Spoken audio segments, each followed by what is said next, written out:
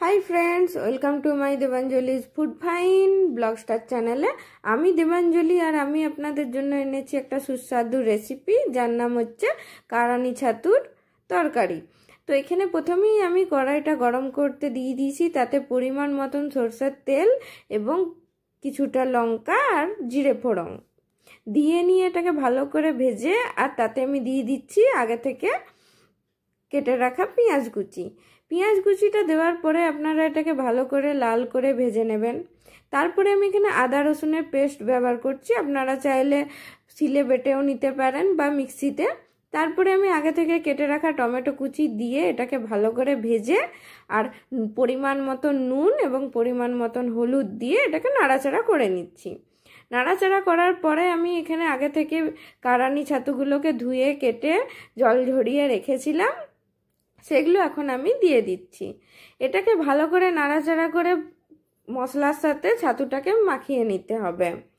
এরপরে মাখিয়ে নেওয়ার পর আমি কিছু গুঁড়ো মশলা ব্যবহার করছি, যেমন আমি এখানে দিয়ে দিচ্ছি জিরে গুঁড়ো, আর একটু বেশি করে দিয়ে দিচ্ছি ধনে গুঁড়ো। তারপরে আমি দিয়ে দিচ্ছি একটু লঙ্কার গুঁড়ো, আর তাতে আমি একটু দিয়ে দেব কাশ্মীরি লঙ্কার গুঁড়ো।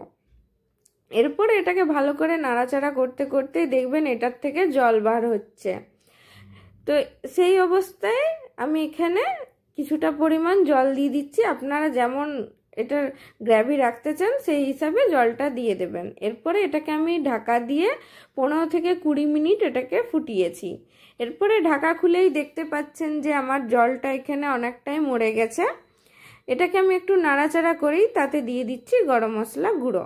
এটা এখন একদম রেডি পরিবেশন করার জন্য। আজকের রেসিপিটা যদি আপনাদের ভালো লেগে থাকে তাহলে অবশ্যই বাড়িতে ট্রাই করবেন আর আমাকে কমেন্ট বক্সে এসে জানাবেন কেমন হয়েছিল। আজকের ভিডিওটা যদি আপনাদের ভালো লেগে থাকে তাহলে খুব লাইক করে দিবেন, কমেন্ট করে দিবেন, শেয়ার করে দিবেন।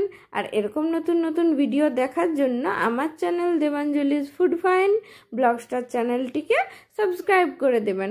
দেখা হবে খুব তাড়াতাড়ি একটা নতুন রেসিপি নিয়ে। Thank you for watching, by.